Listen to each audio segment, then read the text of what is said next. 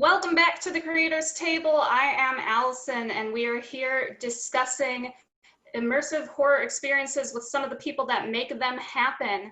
Tonight, we're going to be discussing the line between immersion and reality in these experiences and the ways that they operate.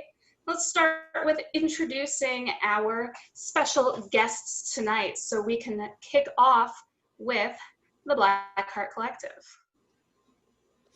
It's me, Joshua Simon Lake, the creative director of the Blackheart Collective. I'm so glad to be back. Hi, my name is Matt Hester. I'm one of the co-creators of the Fear Experiment, located in Central Illinois. I'm Justin Brink, creator of Miasma. We are focused in Chicago. My name is Blayne Adams, and I am the co-creator of STAG, and we are focused in Saginaw, Michigan. Fantastic. Well, thank you all for coming to chat more tonight. Last time we were discussing taboo and controversial themes, and there was a line that stood out to me, which was when Justin was mentioning what his role was going through an experience. He said, if you give me a chance to shoot someone, I'm going to shoot someone. And I thought that it was a really interesting moment of how we might behave differently within these experiences than, we would in real life. Hopefully that doesn't apply to real life. I don't know you, Justin. I don't know your life, so not judging. But I wanted to talk a little bit tonight about the difference between who you are as a participant, but also as characters, as creators in these experiences. What is the line between, for example, Justin right now and Justin when you are working in a show? Wow. Jay. Yeah, I played a character that's called Jay, and I mean I guess I've described it as, somewhat of an angry manifestation of the id, and I'm a pretty decently nice human being that's somewhat approachable, but I if you would talk to people that have been through the show, I would think that they would not approach Jay for the life of them, and when they see Jay, it's bad news or good depending on who they are. So it's completely different, and that's not the only role I played in shows. A lot of the times you won't even see what I'm doing, but yeah, no, not a very nice individual. But I'm making sure you're okay in reality behind that mask.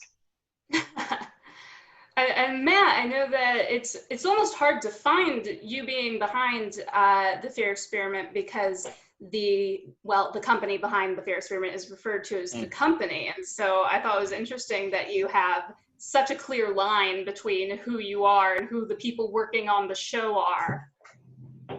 Yeah, initially, when we thought that we were just going to have local people coming, we didn't want anybody to know that our names were attached to it because they couldn't really be that terrified because, oh yeah, I know Matt, he's a good guy. We've since realized that, yeah, local people don't come to our shows. It's all people driving from 5 and 6 hours away, which is mind-blowing to me when we first started.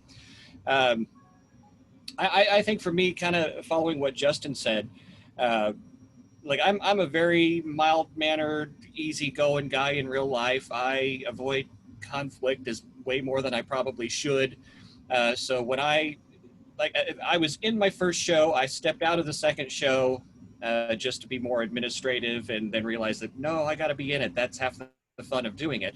So I like to play the opposite of who I am in real life, so I can let out some of those aggressions and the things that are in my head that you can't let them show in real life, but do it, of course, in a safe way and within the context of the show. So it's almost therapeutic for me.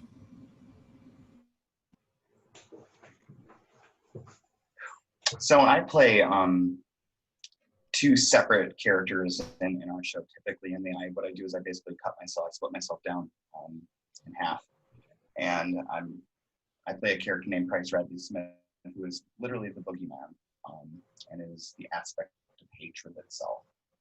and an extremely cruel individual. I balance that by playing another character that is all of the sad parts of myself, basically. And I allow myself to go into places of like deep sadness during those times. It's and then there's me. Anyone who knows me, I'm a pretty upbeat guy who's always just like, hey, I hope everybody's doing good and is being kind. But yeah, getting those, to split myself out into those two kind of weird aspects of myself is always weird. I think everybody who goes through one of our shows goes, oh, Josh is so nice. They're just really nice. And then afterwards, it makes for an odd time to see those people again. It can be very weird. I've had people be kind of intimidated by me after the fact. I said, no, I'm still so nice. I'm so nice. I was just caring about you the whole time I was saying things. I want to jump on something that Josh just said. Very specifically, I had befriended someone in Chicago from another immersive company. I won't name them, but we'd become friends, and she had never done an extreme show. And then she was like, "Oh, I want to try your show." And I went through the whole, "Are you sure? Are you sure?" And she said, "Sure." And then she never quite. She loves to bring up how she never quite looks at me the same way anymore. After going through the show. So, just like Josh said, it can have that effect where it's kind of interesting because, they just assume since you're a nice person in real life that your character is somehow going to be a part of that. But, what's really important, I think, for everyone to know is that, and I think I'm comfortable speaking for probably almost everybody on screen right now. These are characters that we're playing. Like, these aren't us, and they are characters. So, do not expect any part of any person on the screen to actually be within that character, because that's, we work very hard at what we do, and, we want to transport you to a different world, and part of that's not being us at all. Do you think that's true for you as well, Blayne? Does Blayne end up in the shows at all?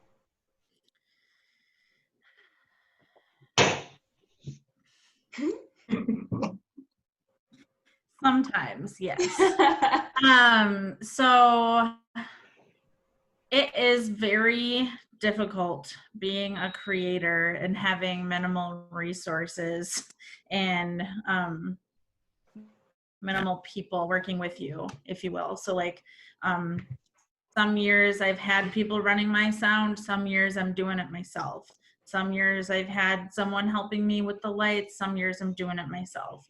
So it really just depends on how many other hands that I have to help with that stuff. But in regards to my role, I'm mainly a transitioner. So I help people safely get from where they are to where they're going and guiding them in that way. We have a way that we hold their hip and put their head down. So we're guiding them to wherever they need to be within the show. I have worn masks and pop up here and there. I'll whisper in people's ears, just do little creepy things during the transition if I am the person doing the transition. And yeah, for a couple of the private shows, I play myself and I'm abducting you. And I'm nice. So hearing this balance between character and care, and all of you looking out for safety of participants, while at the same time making the immersion and the story happen. It's hard. It's really hard because you have to hope that they have the buy-in and that they have the believability, that they're all in. Most people that are enthusiasts play along and they're great, and that's another reason why we have the rule that's don't just be talking unless you're talked to. I don't want people going through being oh, I see you over there. I don't want that kind of a participant in our show, I don't know if that makes sense at all. Sure. And big nod from Justin. Yeah, no, I hear what you're saying. I think also just to leap off of what I actually forgot the question, but I'm going to leap off of what Blayne said, which is, the interesting thing about these shows is there really aren't. Most of these tickets are pretty limited. And generally, the nice thing about the genre that we're all working in is that the percentage of buy-in's pretty high. It's pretty rare you have someone come in that's, just there to be like, I don't even care, let's make fun of things. It'd be very unusual for probably almost most of us, for someone to go through all the trouble of getting a ticket and then just going in and screwing around. I mean, but it happens. I mean, it does happen. But I think it's relatively low. Well, Matt, that's what you were saying, is that you're used to having people coming from 5 or 6 hours away at this point. At this point, not at first. Not at first. So did you ever have any of those issues with people who knew you from around town who weren't getting immersed for that reason? Yes. Yeah, in the first show, and we made sure that we wore full masks for our first show, and tried to disguise ourselves. Like any tattoos or anything had to be completely covered, and then trying to alter our voices in any way possible. I had to step in and do a scene. Like my first show, I think I played every character because actors would come and go, and then people wouldn't show up. And one of my nephews and his wife came through, and I was absolutely shocked. He's not the type that he can't really watch horror movies, and he came through and he totally recognized my voice as I'm, telling him I want to take him out in the woods and slit him open and murder him and everything. So afterwards he's like, yeah, my uncle told me he wanted to murder me with an axe. That was pretty cool. Now it's almost kind of gotten to the point where when you have people that kind of come regularly, you're going to create a familiarity that's just inevitable. But like Justin was saying, that they want the experience. They've jumped through all these hoops to have their experience. They're not gonna do anything to ruin that. Yeah, they may recognize you that, oh, I remember you from the last show. That's fine. You're doing a whole different thing. Let's just sit back and enjoy it. And I wanted to jump on something that I think Blayne was talking about as far as worrying about the safety of people. I remember reading somewhere that if a patron feels that they actually got hurt, you lost them. Mm-hmm. The show's over, you ruined it. It's the illusion of potential harm or psychological damage or whatever. That's the show. It's the illusion of that potentially happening. If it actually happens, you failed. Something I've heard about is the difference between the ideas of like hurt and harm. That hurt in that physical or even emotional pain might be present, but that harm in that being something that is an ongoing experience that actually damages someone is where that becomes outside of the immersion and into the reality, and that is what some people are trying to avoid. Yeah, that's happened to me before.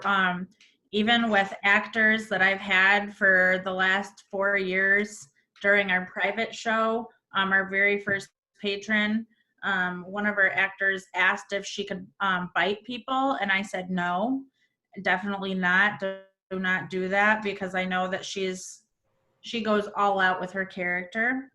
And I told her no, and then our first patron got bit, and that actor left that night.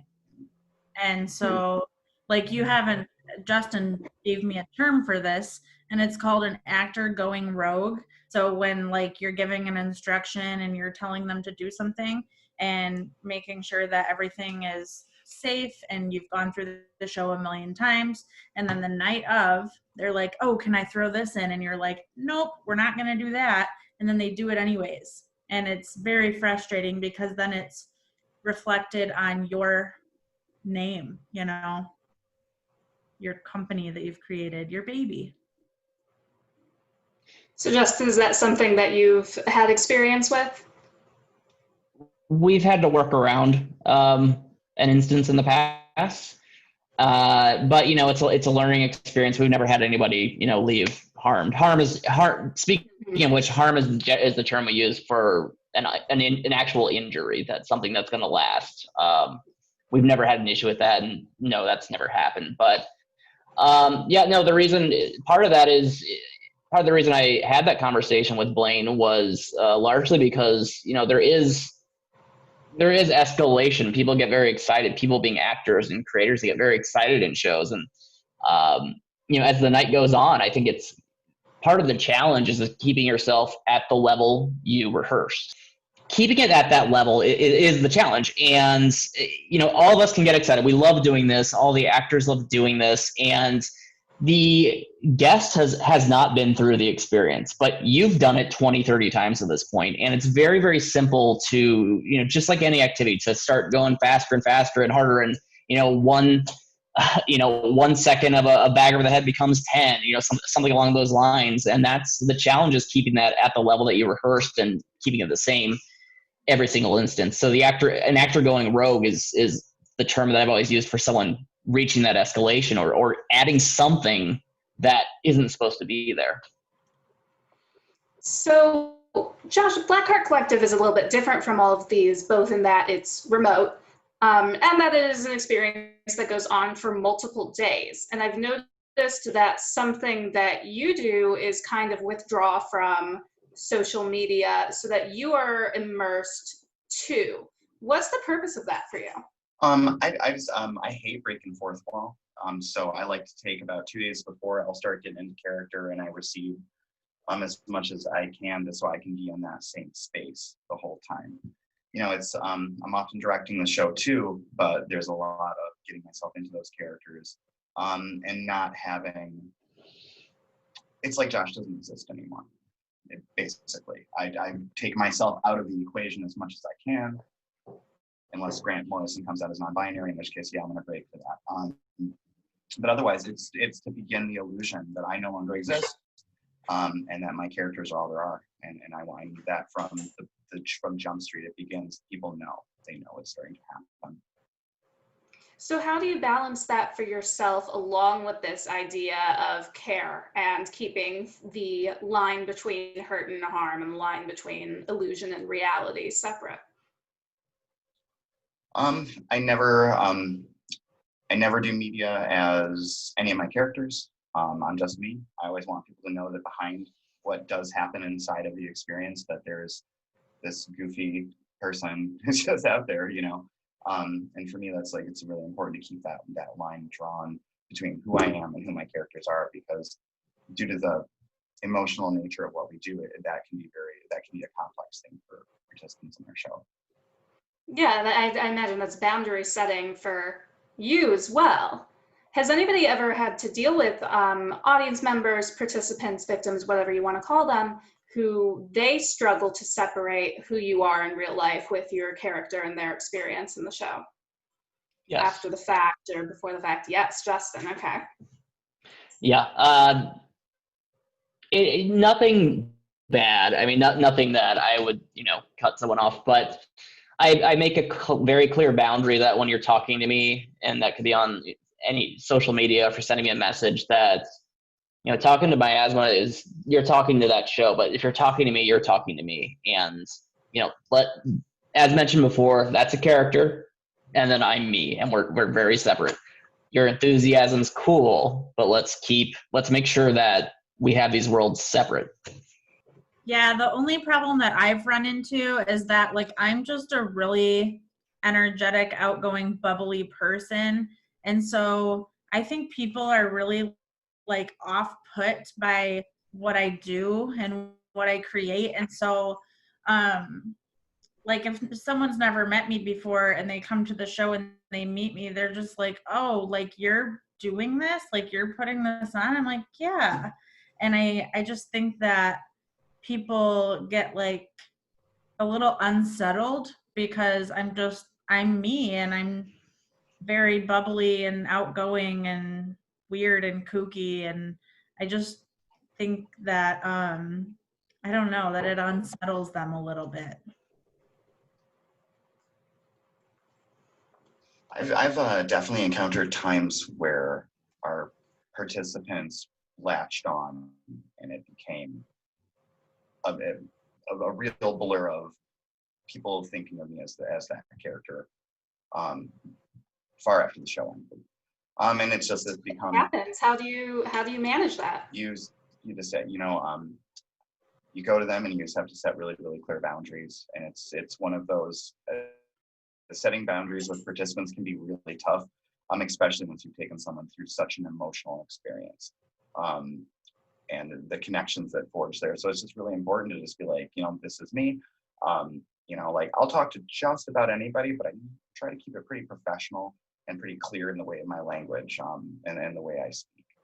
And so it's setting those boundaries and setting the boundaries even beforehand with everybody in terms of this is who I am, this show is. Yeah, I've had some not fun times with that. It was a learning experience. It was a real learning experience. Okay, so for our show Addiction, which was in 2018, we had our very first scene. So we rent out a theater, which is why we weren't able to do a show this year, and because of COVID, obviously.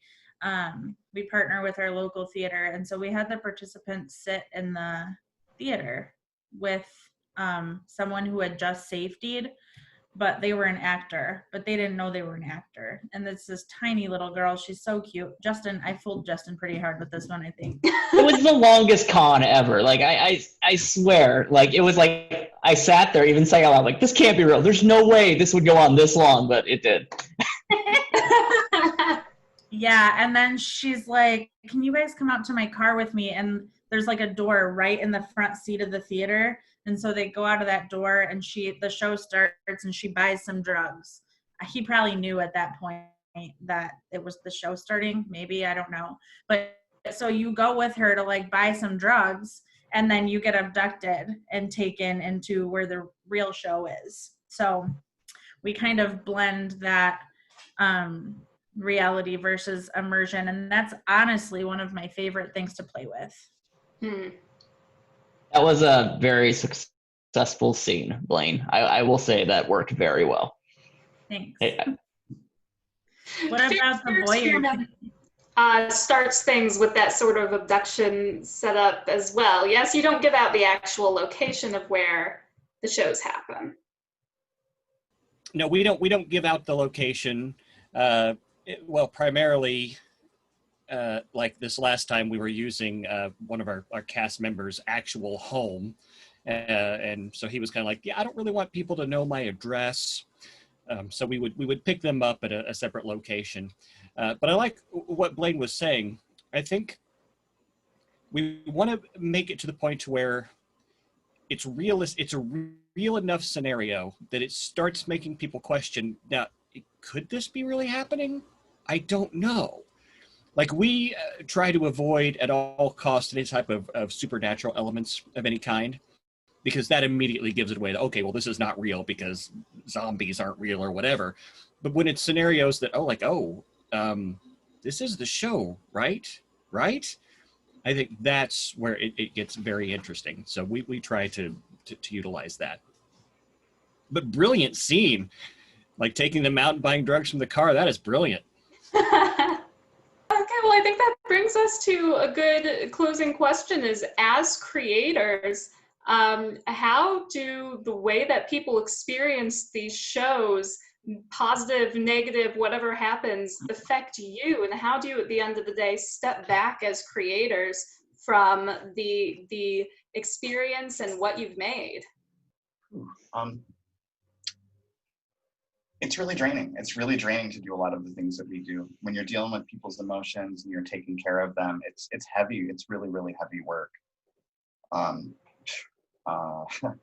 The amount of self-care that I think that probably we all do after anything that we do is usually pretty phenomenal. I spend a lot of time in my bed with cartoons and vegan chicken nuggets, to be totally honest, and just find the people who I love very much and go, I know I just ignored you for X days, but I love you so much. And yeah, because it's taxing. It can be really, really taxing. In our last show, here, I'll say this, in our last show, we had the audience tell themselves the truth. And every person who did this part of the experience, I called them and read them their words back to them, and it was called Crack the Mirror. And it was probably the hardest thing I've ever done, because when people get really, really honest, and when they put it down on paper, it's really, really different when you hear someone say them back to you. And so the response to that was pretty overwhelming. I cried a lot during my last run, a lot.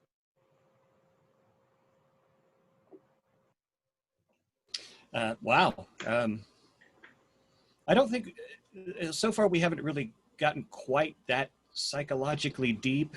Like I walk away feeling sort of, it's like the adrenaline rush and sort of the euphoria of just having gone through something that was so effective and heart pounding in the moment.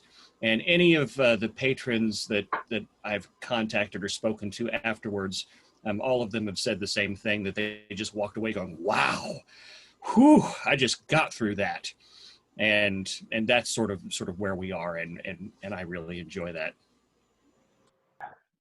You know, when the experience is over, we are with the guests through the entire experience. So you're literally watching how they're taking it all in. And obviously there's an escalation to pretty much everything. So that informs how we approach them at the end and how much care, that aftercare, we think they need. Again, a lot of people are different, and they could do a lot of terrible things or have a lot of terrible things done to them and walk away fine, and other people need a minute. So it really comes down to, I think, the people that affect me the most are the ones that I'm not sure what they think when they leave. And I think that's what sticks with me the most, is that obviously I think we all want people to love our experience and think it's the greatest thing they've ever done, but that's not going to happen. There's always going to be people that don't like it. And I think the challenge is more separating yourself from the people that you're not sure what they thought. And that's where my mind wanders, is what are they going to say? What are they going to do? So I don't know, that's what sticks with me. Usually most people are, a little aftercare goes a long way, and showing that you actually care about them at the end of the show and that you cared what happened to them and they know they were taken care of. It's somewhat of a challenge. Like Josh said, it can be very draining at the end of the day, watching several people go through a lot of very taxing situations, be it emotional or physical. So despite saying that was the last question, just follow up for you, Justin. In 2018, you said in an interview that you're a really strong believer in the cold ending. At the time, you said that aftercare wasn't really something that you were looking to provide with your show. It sounds like that has changed over time. Yes. Yeah. So that changed.